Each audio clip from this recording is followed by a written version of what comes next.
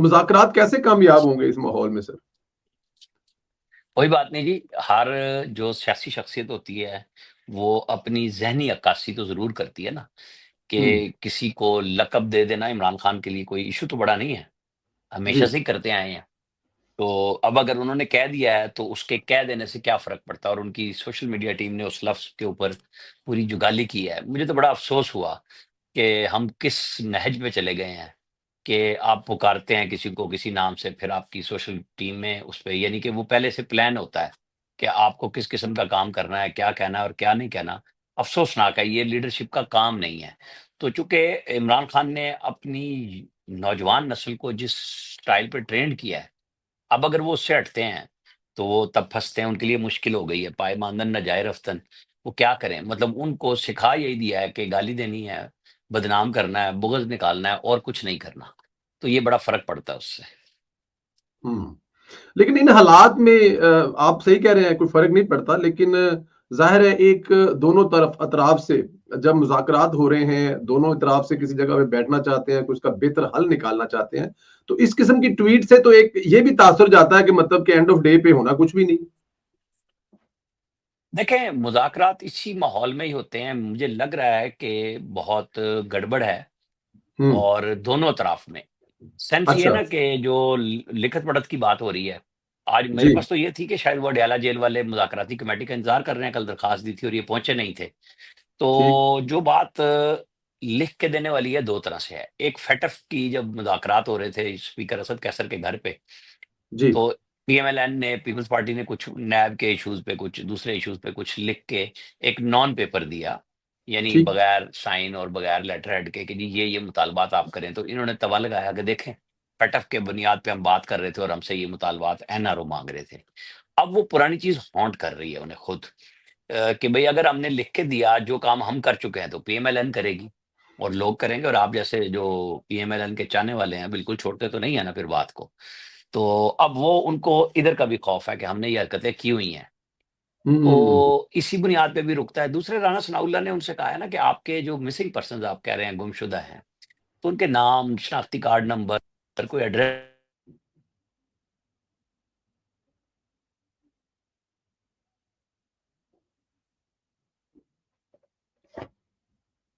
तो वो जो फिर जो लाशें थी ना कि जी कितनी हैं, अब उसके बाद गुमशुदा अफ़राद कितने हैं, तो वो लिस्ट माँग रहे हैं ना कि जी आप दें ताकि अगर जी, कोई बात करनी है तो गवर्नमेंट वेरीफ़ाई तो करेगी ना पहले उसके ऊपर। तो वो उससे भी भाग रहे हैं। वो खान साहब से मिलना चाह रहे हैं क्योंकि फिर वो कहेंगे कि जी बयानिया तो हमने बना लिया, अब उसका प्रूफ़ माँगना है। तो जुडिशल कमीशन तो गवर्नमेंट कह रही है ना कि हम आपकी बात तो सुनेंगे ना, फिर अपना जवाब तब देंगे। तो बात सुनने के लिए आप तहरीरी तौर पे लाएँ। अब वो भी हो सकता है नॉन पेपर ही दे दें। अगर ये चलनी है बात, दोनों तरफ से खेला जा रहा है। देखिए ना 13 जनवरी को इमरान खान का फैसला चला गया है। 17 जनवरी को इस्लामाबाद हाई कोर्ट में नए जजों की तकर्री की मंजूरी होनी है। तो आप ज़हन में रखें 20 जनवरी को ट्रंप ने ओथ लेना है, 31 जनवरी की डेडलाइन इमरान खान ने दी है। तो ये बड़ी क्लियर बात इस वक़्त सामने आ रही है कि एक डिवीज़न बेंच नया तो बनाना पड़ेगा। इस्लामाबाद हाई कोर्ट में चूँकि जजेस ने अपने आप को वो ग्रुपिंग कर ली हुई है ना, एक खत लिखने के बाद। तो इमरान खान हुँ, साहब के केसेस तो नवाज शरीफ की तरह नहीं लगे ना देर से, बारी पे नहीं लगे, हुँ। वो बगैर बारी के लगे और उनको क्लियर डिस्पोज़ ऑफ कर दिया गया। तो ये चीज़ें बहुत सारे लोगों के ज़हन में हैं। तो मैं इसलिए कह रहा हूँ ते 17 जनवरी को जो जुडिशल कमीशन की मीटिंग होनी है सुप्रीम कोर्ट में और उसमें 4 इस्लामाबाद हाई कोर्ट के जजों की तकर्री होनी है, तो उसको आप ज़रूर मद्देनज़र रखिएगा। बिल्कुल ठीक है और आप लिख कर ना देने की वजह ये बता रहे हैं कि वो जो कागज़ डॉक्यूमेंट है, बाद में इमरान खान को ये है कि मेरे खिलाफ इस्तेमाल होगा कि मैंने लिख कर माफ़ी माँगी है और वो माफ़ी का लफ़्ज़ इस्तेमाल कर लिया जाएगा क्योंकि सोशल मीडिया की तो ज़ुबान कोई नहीं होती। अच्छा, सर ये जो पीटीआई बयानियाँ बनाती है, पस पर्दा मुज़ाकरात हो रहे हैं कि असल मुज़ाकरात वो हैं जो बुशरा बीबी कर रही हैं और यकीन दिला रही हैं कि इमरान खान 2027 तक खामोश रहेंगे। मैं माफ़ी भी मंगवा लूँ। मतलब इस तरह की चीज़ें चलती थी, तो इस तरह की बैक एंड पे चीज़ें कुछ चल रही हैं? मेरे ख़्याल में तो ज़रूर चलती हैं। और हुँ, उसका सबूत ये है कि एक तो कल हियरिंग हुई जिसमें इमरान खान ने अर्दली कहा शहबाज शरीफ को और कहा कि कोई मुज़ाकरात नहीं, लेकिन उससे पिछली हियरिंग जो 3-4 दिन पहले हुई थी, मेरे रिपोर्टर हैं इमरान असगर, मैंने उन्हें जी। स्पेशली कहा था कि ये सवाल करें हुँ, कि जो अल्लामा नासिर अब्बास साहब ने कहा है कि इमरान खान को ऑफ़र की गई है बनी गाला की, तो ये ऑफ़र किसने की है? तो मैंने हुँ, उससे कहा कि वो कहेंगे कि ये इनडायरेक्ट ऑफर आई है, तो आपने पूछना है इनडायरेक्ट ऑफर लाया कौन था और किसके नाम पे लाया था। तो हम्म। वो खान साहब ने हस्बे आदत दोनों नाम नहीं बताए कि नहीं हम्म। इसको छोड़ दें, और कल कह दिया कि कोई नहीं हो रहे, और ना बुशरा बीबी कर रहे हैं, तो लिहाजा इतने बड़े लीडर को ये गलत बयानी जेब नहीं देती। जब वो 3 दिन पहले ये कह चुके हैं कि इनडायरेक्ट आई है, तो इनडायरेक्ट ऑफर किसको आई है भाई? आपको ही आई है ना, तो आप उसका नाम दे दें, ताकि हम उस बंदे से पूछ लेंगे आपको किसने कहा है एस्टैब्लिशमेंट से। एस्टैब्लिशमेंट से जब हम राब्ता करते हैं तो वो कहते हैं 9 मई, 9 मई और 9 मई। इसके हम्म। ऊपर वो टीटीपी का जो खत आ गया है परसों से, जी। जिसमें जी। उन्होंने अस्करी तनसीबात और मसनूआत के बाइकाट की बात की है, हमलों की बात की है। तो अस्करी अस्करी मसनूआत के बाइकाट की तो मुहिम तो पीटीआई की भी सारी सारी सोशल मीडिया टीम चला रही है। और बाहर बैठे, जैसे आप पीएमएलएन के लिए बाहर बैठे वहां से काम कर रहे हैं, इस तरह बहुत सारे लोग उनके लिए भी कर रहे हैं। वो तो सारे लगे हुए हैं मसनूआत के बाइकाट पे, लेकिन असर कोई नहीं हुआ। तो अब ये टीटीपी भी उसमें आ गई है। तो उसके ऊपर भी बड़ा रिएक्शन है एस्टेब्लिशमेंट का कि ये क्या है? क्या ये दोनों एक ही पार्टी, एक ही विंग है? क्या है? क्या चक्कर है ये?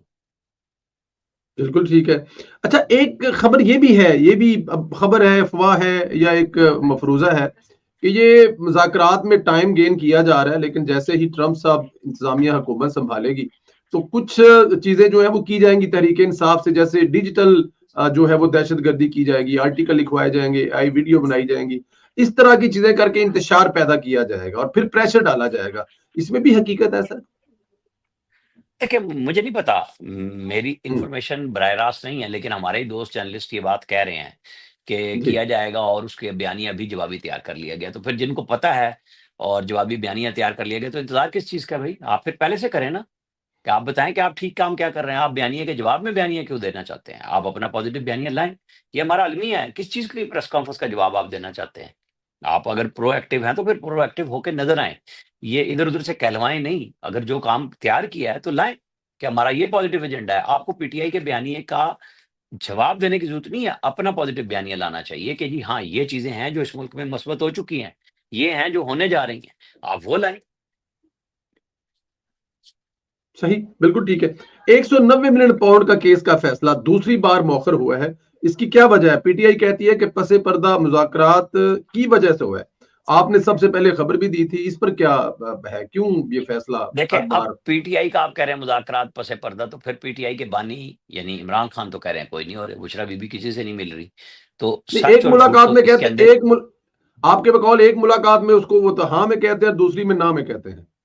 तो वो यू टर्न लेने के भी मास्टर है ना, क्या किया जाए? अब जो ये कह रहे हैं कि फैसला, ज़ाहिर है उसके अंदर एक जो बात मैंने आपको अभी स्टार्ट में कही, जी। ज़हन में रखें कि डीबी अगर पुरानी रहेगी, तो हाई कोर्ट तो फैसला उड़ा के रख देगी, जो भी जी। फैसला आएगा। अब डीबी नहीं होगी या नहीं होगी, तो फैसला इतना मजबूत तो होना चाहिए ना कि कोर्ट ऑफ लॉ में उसे ठहरना चाहिए। जब इतनी मेहनत की है प्रोसिक्यूशन ने, तो और जज साहिबान जो फैसला जो जज साहब ने लिखना है, तो वो ग्राउंड तो देंगे ना। आखिर 1 साल में वो जाके केस सम अप हुआ। पहले ये था कि जी आखिरी 1 हफ्ते में 8 फरवरी से पहले 3 सज़ाएँ सुना दी गईं, और उसका नुकसान हुआ, फ़ायदा तो नहीं हुआ। सज़ा तो एक भी उनको दूर कर रही थी इलेक्शन से, उनके ऊपर वो 3-3 देके उनकी हमदर्दियाँ भी बटोर दी गईं कि जनाब ब पता नहीं क्या ज़ुल्म हो गया अदालतों से। और फिर वो जल्दी में जो टेक्निकली खामियाँ रख छोड़ी गईं, वो इस केस में आप दर्जनों दफ़ा तो इमरान खान के वकीलों ने इल्तवा लिया जो कि मिला उन्हें। प्रोसिक्यूटर कहते रहे नैब के कि मत करें, मत करें। उन्होंने कहा नहीं, हम देंगे टाइम। जज साहब ने दिया। इसमें जज साहब भी बदले। आपको पता है कि जो आजकल जज हैं, ये पहले भी सुन रहे थे, फिर बीच में लाहौर हाई कोर्ट में एक चीफ जस्टिस आए, उन्होंने जज बदल दिया। जब वो चीफ जस्टिस गए, तो नई जज चीफ जस्टिस आई, तो उन्होंने ये वापस केस इनके हवाले कर दिया। ये सारी चीज़ें मैं आपको बता रहा हूँ कि क्या चल रहा है बीच में। ठीक। मिलिट्री कोर्ट पर जो सजाएं हुई, उस पे कुछ माफियां भी होगी। इस पेशरफ्त को कैसे देखते हैं? और उसके बाद फिर जो माहौल क्रिएट किया गया, जो बाहर आकर उनके बच्चों के जो नारे और बयानात, एक तरफ तो लिख कर माफी और दूसरी तरफ से ये सब कुछ। और वो जो आर्मी चीफ ने रहम का दर्जा बनाते हुए छोड़ा, तो क्या उनको नहीं पता था कि ये कौन लोग हैं? क्या वो ये बात सच मान गए थे कि इमरान खान ने कहा है ये हमारे लोग नहीं हैं, हमें साबित हम्म। करेंगे तो एजेंसियों के लोग हैं? तो अब वो जब सीएम केपी के घर पे बुला के उनके लिए पार्टियां कर दी गई, तो पता चल गया कि ये कौन लोग हैं। तो फिर माफी किस चीज की? अब माफी की ऑफर तो फौज की सारे पीटीआई के लिए है, सब लोगों के लिए है कि जिन्होंने हमले किया। वो मास्टरमाइंड की बात जरूर कर रहे हैं, लेकिन अगर उस तरफ से भी माफी आ जाएगी तो आप माफ कर देंगे। हम तो चाहते हैं रिकंसिलिएशन होनी चाहिए, लेकिन जो काम सीएम केपी कर रहे हैं इस वक्त, बुला के जिस तरह उनकी पार्टियां कर रहे हैं, वो तो नुकसान देगी इस नेशनल हार्मनी के किसी भी तासुर को। ठीक है, तो इसका मतलब है कि आने वाले वक्त में अगर यही माफी इमरान खान साहब को मिल गई तो वो भी निकलने के बाद यही कुछ करेंगे।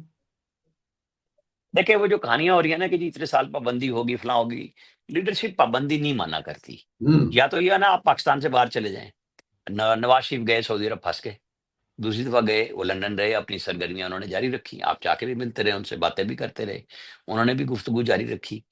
तो इमरान खान को एक तरफ तो ये है कि जी मुझे कोई ऑप्शन नहीं है ना, मैंने बाहर जाना है। तो हम्म। बाहर निकलने के लिए यहाँ से वो तो तभी हो सकता है ना कि आप कैद में हों और आप ये मान मान लें कि मुझे मेरे घर मुंतकिल कर दिया जाए और वहां पे फिर आप पे पाबंदी रहे। तो वो ये बात इमरान खान भी समझते हैं कि अगर मैं इस तरह जाऊंगा तो मेरा तो जो मैंने कल्ट बनाया है बहादुरी का, अपना सारा जो मेरे पीछे लोग पैरोकार खड़े हैं, वो तो सारे कहेंगे कि ये क्या किया आपने। तो वो मखवसा है कि कुछ लोग उनके ओरिजिनल चाहने वाले हैं, वो कहते हैं रास्ता लें सियासी तौर पे, आपको निकलना चाहिए बाहर, सियासत करनी चाहिए। और कुछ वो लोग हैं जो उनके नाम पे डॉलर बटोर रहे हैं, पैसे बना रहे हैं, बाहर भी बैठ के यहाँ पे भी बैठ के। वो नहीं चाहते, वो खान को रखना चाहते हैं, लिहाजा उनके गिर्द ऐसा जाल बुनते हैं कि वो सियासी रास्ता ना ही अपना सके। ना अपना सके। फैज हमीद का मामला भी चल रहा है, फर्द जुर्म लग गई है, कब तक फैसला आएगा? और इस इमरान, ये जो फैज हमीद वाला केस है, इमरान खान को कहीं से कनेक्ट करेगा आपस में? कोई इनका कोई लेन देन होगा इस केस में? देखिए 12-13 दिसंबर को जिस दिन जनरल फैज के ऊपर फर्द जुर्म लगी, उस दिन उसमें लिखा हुआ था कि हम इसके मास्टरमाइंड तक जाएंगे, नहीं छोड़ेंगे। तो जो गुफ्तगू फौज की डीजी आईएसपीआर 2-3 दफा कर चुके हुए हैं, तो उसमें तो इमरान खान की तरफ केस जा रहा है। लेकिन अब जनरल फैज का कोर्ट मार्शल, जब मैंने ये आई 12-13 दिसंबर की डेट है जिस दिन ये प्रेस रिलीज आई थी, मेरे पास उससे पहले ये इतला थी और मैं कह भी रहा था कि दिसंबर के एंड तक फैसला आएगा। तो मैंने फिर पूछा तो उन्होंने कहा हम आपको टाइम फ्रेम नहीं दे सकते कि इसमें कितना टाइम लगेगा। अब वो वादा माफी केस समेटने की होगी या केस को बढ़ाने की होगी, किस हद तक होगी, ये बड़ा काम है। क्योंकि ये सारी चीजें जो आज आप मिलिट्री कस्टडी में फील्ड जनरल कोर्ट मार्शल में मनवाते हैं, तो वो कोर्ट ऑफ लॉ में चैलेंज भी होती हैं।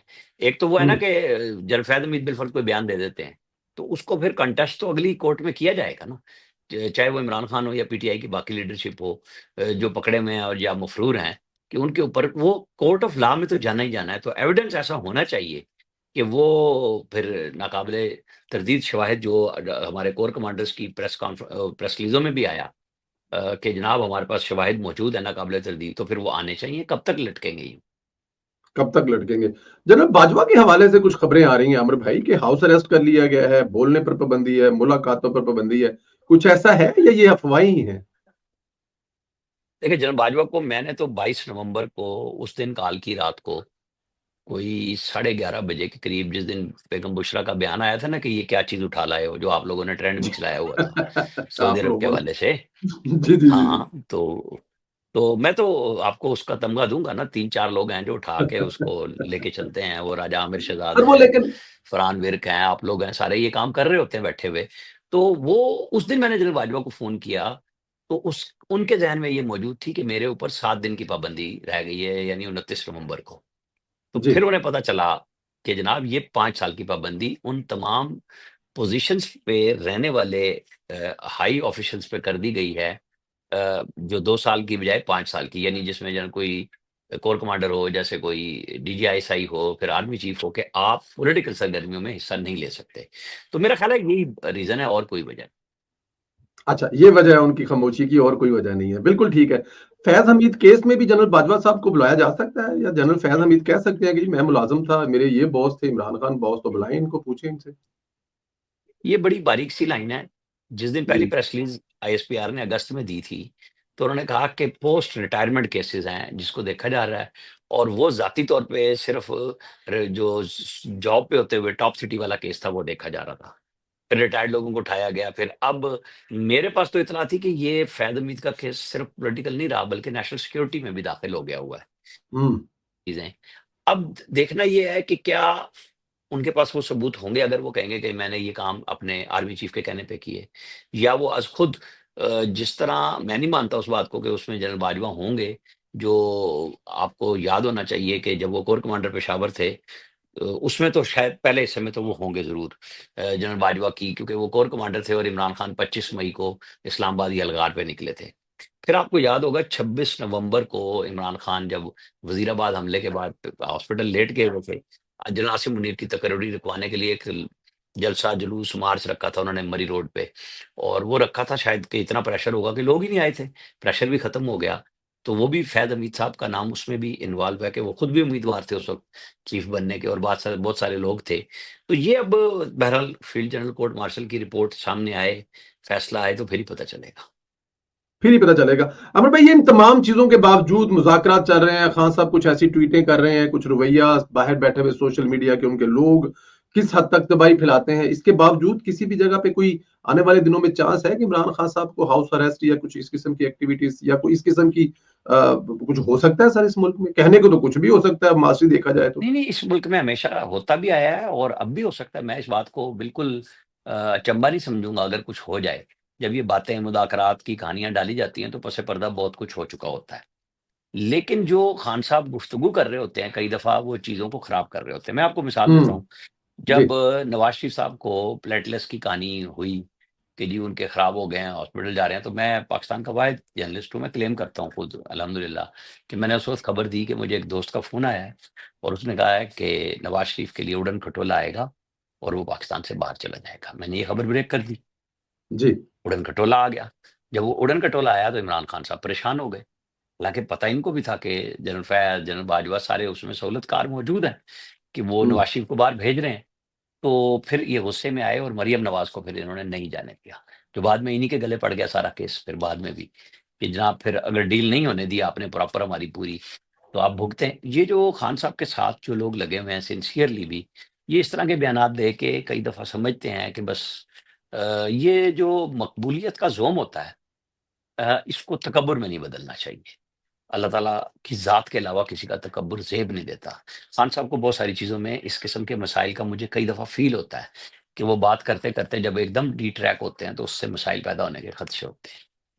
इसका मतलब है कि उनके एक जो साथी अभी कुछ दिन पहले कह रहे थे कि हमारा हंसने का और खिलखिलाकर हंसने का वक़्त आ गया है। अभी ऐसा कुछ नहीं है नज़दीक आने वाले देखिए, कभी जल्दी भी नहीं है। कुछ भी हो सकता है। वो समझें उनके राइट? लिए उनका लीडर बाहर आए, तो उनके लिए खिलखिलाने का ही वक़्त होगा। लेकिन आएगा तो। उनकी लीडरशिप को उसके लिए किरदार भी अदा करना चाहिए ना। हुँ। उनके कंधे पे सवार करके अपने एन्जॉयमेंट नहीं लेनी चाहिए। बिल्कुल ठीक है। अमर भाई, मैं अब आखिर में ज़रा 1-2 सवाल जो हैं वो इस हवाले से करना चाहता हूँ क्योंकि आप आपसे जब मुलाकात भी हुई तो आपने बताया कि आपने वज़ीर-ए-आज़म मियाँ मोहम्मद नवाज़ शरीफ साहब के साथ उनके तमाम अदवार में बहुत सारे मौकों पर उनके साथ ट्रैवल किया और ये एक बड़ी हिस्ट्री है। इस पे तो मेरे ख्याल में आपको अलहदा से एक इन दौरों पर किताब लिखनी चाहिए। ये जो अमाराती सदूर हैं या अमाराती जो शाही खानदान है, इनके साथ शरीफ खानदान के तल्लकात कैसे हैं? माजी में जब आप कभी इनके साथ गए और फिर शरीफ मियाँ शरीफ के दौर से इन्वेस्टमेंट उनके कहने पे बुलाकर, इस पे कुछ फरमाएंगे सर? देखिए, ये ना मैं आपको बताऊँ, शख्सियात और ममालिक दोनों जी। को पहले अलग-अलग रखें और फिर इकट्ठा रखें। ठीक। ठीक। शख्सियत और मुल्क तब एक हो जाता है जब आप हुक्मरान हो जाते हैं। ठीक है। अ, मोहतरमा बेनज़ीर भुट्टो और आसिफ अली ज़रदारी, इन दोनों के भी बहुत अच्छे ताल्लुकात हैं। ये हम्म। दोनों का जो अपना घर पैलेस है वो बेस्ट जगह पे है, जहाँ इसहाक डार भी हैं, जहाँ जी। जनरल मुशर्रफ भी रहते थे। मतलब जी। हमारे सारे हुक्मरानों के साथ। और यूएई एक बिज़नेस पॉइंट है, आप ये बात ज़हन में ठीक। रखें। वो ठीक। मतलब लोगों को फैसिलिटेट करते हैं। फिर आपकी मुल्कों की आपस में है कि शेख ज़ायद बिन नाह्यान मरहूम से लेके और आज तक पाकिस्तान के उनके बच्चे सदर हैं, तो एक ताल्लुक तो हमारा मौजूद है। फिर ये लोग आते भी हैं, पाकिस्तान की हेल्प भी कर रहे हैं, इमरान खान के दौर में भी किया। अब इमरान खान को मजबूरन कल कहना पड़ा, कि उनको पता था कि फिर बहुत बुरा होगा। हम्म। उनके भी बहुत सारे एसेट्स जो हैं, एसेट्स से मुराद मतलब वो फरागोगी टाइप इस तरह के लोग भी वहाँ पे मौजूद हैं यूएई में, जिनको नुकसान हो सकता है फिर जब। तो उन्होंने कहा कि नहीं, उन्होंने हमारे साथ बड़ा अच्छा किया था, तो फिर बहुत सारे लोगों ने ट्वीट डिलीट भी किए और जुल्फी बुखारी को कहना पड़ा कि हिज़ हाइनेस जो हैं वो आए हुए हैं और बड़ा एहतराम है हमें, आपको पता होगा, सारी चीज़ें की हैं। वो थूक के चाटनी पड़ी इनकी लीडरशिप को और ट्वीट भी डिलीट करने पड़े कि भई आप ऐसा करते क्यों हैं? आप उनको उस मुल्क का सदर रहने दें। आपके दिल में ऐसी क्यों बेचैनी पैदा होती है कि वो मरियम नवाज़ या शहबाज शरीफ से मिलते हैं, तो क्या हो गया भई? वो भी अपनी-अपनी हैसियत में मिल रहे हैं। हम्म। आम आदमी तो नहीं ना पहुँच सकता किसी के पास, सिक्योरिटी ठीक। का होता है मसला। तो इसको इसी तरह मुल्कों के ताल्लुकात के साथ लेना चाहिए। ज़ाती ताल्लुक है तो वो आप कारोबार करें वहाँ पे, यूएई वाले तो सबको फैसिलिटेट करते हैं, आपको गोल्डन वीज़ा भी देते हैं, आप पैसे ले जाएँ, क्या मसला है इसमें? खैरियत तो नहीं दे रहे, वो गोल्डन वीज़ा तो दे रहे हैं ना, तो आप ले लें वो और वहाँ जाके रह जाएँ। तो वो लैंड ऑफ अपॉर्चुनिटी बनाया ना उन्होंने अपने आप को खुद मेहनत करके, पूरी यूएई की क़यादत ने, चाहे वो दुबई वाले हों, यूएई वाले अबू धाबी वाले हों, शारजा वाले हों, सारे लोग हैं, जो मिल के यूएई बनता है। तो ये तो हमारे जी। लिए मिसाल है कि हमें सीखना चाहिए कि जहाँ कुछ नहीं था, वहाँ उन्होंने सब कुछ बना लिया। यहाँ सब कुछ है और हम खराब कर रहे हैं। एक और भी तो इसका पहलू है कि ना, ये जो अमाराती इनके जो शाही खानदान है, पूरी दुनिया पलके छुप बैठी इनके बिछाकर ये वहां पर तशरीफ लेके जाएं, इन्वेस्टमेंट करें, छुट्टियां गुजारें, शिकार खेलें, लेकिन ये उनसे पाकिस्तान का एक तल्लक वास्ता मोहब्बत है ना कि वो हमेशा पाकिस्तान में ही आते हैं। तो ये भी तो हमारे लिए एक फख्र और एजाज वाली बात है ना सर, अगर देखा जाए तो। देखें, जब भी कोई डिग्नेटरी आती है, एक तो स्टेट टू स्टेट हो गया, फिर ये जी। जो हमारे अरब मेहमान आते हैं, वो बहरीन से आए, वो सऊदी अरब से आए, वो कतर से आए, वो यूएई से आए, वो कुवैत से आए। हमारी एक हिस्ट्री है बलूचिस्तान, सिंध, पंजाब, केपी के कुछ इलाकों में, मतलब ज़ाती तौर पे भी जाते हैं और ये आके वहाँ इन्वेस्टमेंट भी करते हैं। जी। मतलब हॉस्पिटल बना देते हैं, लोगों को रोज़गार बेपनाह मिलता है, जो इनको एलोकेट किए जाते हैं इलाके शिकार के लिए। अब कुवैत क्यों नाराज़ है? आपको पता है हमारे वीज़े जो बंद हैं वहाँ पे, जो पुराने हैं उन्हीं को वो कर रहे हैं, क्योंकि उनके शिकार का कुछ एरिया किसी और को एक दौर में दे दिया गया था। हम्म। तो वो बोलते नहीं हैं हमारे, मैं मतलब मीर ज़फ़रुल्ला खान जमाली मरहूम के दौर से वहाँ इस बात को फ़ॉलो कर रहा हूँ। उन्होंने खुद जाके रिक्वेस्ट की अमीर कुवैत से। लेकिन वो ना उसपे नाराज़गी खामोशी के साथ है कि बेपनाह पाकिस्तानी मौजूद भी हैं, लेकिन वो एक्सटेंड नहीं कर रहे उसको, कि आपने with in the Arab countries आपने हमें मुसाबकत में आपस में डाल दिया, जो कि गलत बात थी हमारी तरफ से। तो ये नहीं होना चाहिए। तो ये बड़ी इज़्ज़त की बात होती है कि आपके पास लोग आते हैं, फिर वो इसी तरह ताउन भी बढ़ता है ना आपस में। कि वो शिकार के बहाने आए, आपके पास रेस्ट कर रहे हैं, तो आपके लोगों की इकॉनमी बूस्ट कर रही है। जी। तो यहाँ पे तो कहानियाँ बनाने के लिए और लफ़ाज़ी के लिए तो बेपनाह लोग हैं, जो ज़ुबान दराज़ी पे चले जाते हैं। जुबान दराज चलते हैं। आखिरी सवाल, फिर वही सवाल, मियां नवाज शरीफ साहब की 40 साल सियासत और आपकी रफाकत एज अ सहाफी उनके साथ 40 साल से डिस्कस हो रहे हैं, चाहे वो जेल में है, चाहे वो इक्तदार में है, चाहे वो बैरून मुल्क है, नवाज शरीफ की सियासत में डिस्कस हो रहे थे। अभी ऐसा लगता है या ऐसा तासर पाया जाता है या ऐसा तासर दिया जाता है या बनाने की कोशिश की जाती है कि मियां साहब में अब वो वाली जिसे कहते हैं ना सियासत के लिए गर्मी नहीं रही, वो बड़ा बैकफुट पे चले गए हैं। आपके ख्याल में अपनी जिंदगी की, जाहिर है हर अल्लाह ताला की जात उनको लंबी सेहत दे, लेकिन क्या वो वाकई बैकफुट पे चले गए हैं या पीछे बैठ के कुछ कर रहे हैं, या ये मुनासिब है, उनको आज भी उतना ही सरगर्म होना चाहिए जो लोग सोचते हैं उनके बारे में? देखिए, उनके भाई वज़ीर-ए-आज़म हैं, उसका ऐलान उन्होंने खुद आके किया जी। माल टाउन में, कि आप वहाँ मौजूद थे, कि मैंने कहा है शहबाज शरीफ से कि सब पार्टियों से बात करो और हुकूमत बनाओ। तो वो ये तो नहीं जी। अब आप कह सकते कि जी वो ज़बरदस्ती हुआ। फैसला ना करते, ऐलान कर देते कि हम डटे हुए हैं। लेकिन उन्होंने साथ ही साहबज़ादी को वज़ीर आला भी बनाया, तो एक्टिव रोल तो साहबज़ादी के पास मौजूद है। भाई उनके जी। मौजूद हैं और बेटी के सामने वो साथ मीटिंग्स में शरीक भी होते हैं। तो वो बैकग्राउंड पे मौजूद हैं। वो एक्टिव कितने क होंगे, मेरे ख़्याल में मरियम नवाज़ को उन्होंने आगे कर दिया है। मरियम नवाज को एक्टिव कर दिया और खुद पीछे बैठकर अपनी जिंदगी का एक्सपीरियंस जो है वो डिलीवर कर रहे हैं, और मरियम नवाज की ये हर रोज किसी ना किसी जगह पे जाके कोई मंसूबा, ये भी जाहिर है मियां मोहम्मद नवाज साहब का। बिल्कुल ठीक है। अच्छा सर, आखिरी सवाल के इशारिये जो बताए जाते हैं, या जो बता के पाकिस्तान मतलब इसकी स्टॉक मार्केट देख लें या फिर वो सिंगल डिजिट पे आने वाला है शरह सूद, बहुत सारी चीजें पॉजिटिव है, लेकिन तासर ये पाया जाता है कि मुल्क में महंगाई और दूसरे मसाइल कम नहीं हो रहे। इनका कितना तल्लक है इन बेहतर इशारियों का, और प्रैक्टिकली कितनी आगे जाके लोगों को रिलीफ मिलेगा इससे? इसका पॉज़िटिव पहलू तो ये है, देखें अगर आपने महँगाई बढ़ने से रोक दी है, तो जी। आपकी जेब पे हम्म। मज़ीद बोझ नहीं बढ़ रहा। मिनिमम तो ये है। लेकिन असल इश्यू तभी आएगा जब यहाँ पे इंडस्ट्री चले और रोज़गार हम्म। मज़ीद मिले, कमाई बढ़े, तो फिर महँगाई भी खुद ब खुद आप उसका मैच कर जाते हैं। उसकी तरफ हमारी तवज्जो गवर्नमेंट की, सब लोगों की होनी चाहिए कि यहाँ कारोबार फले-फूले। आप पाकिस्तान से बाहर बैठे हैं, ओवरसीज़ पाकिस्तानी इन्वेस्टमेंट जो है रियल एस्टेट में रोक चुके हुए हैं। उस हर्डल को दूर करना चाहिए। वो भी बहुत 30-40 इंडस्ट्रियों को चलाता है।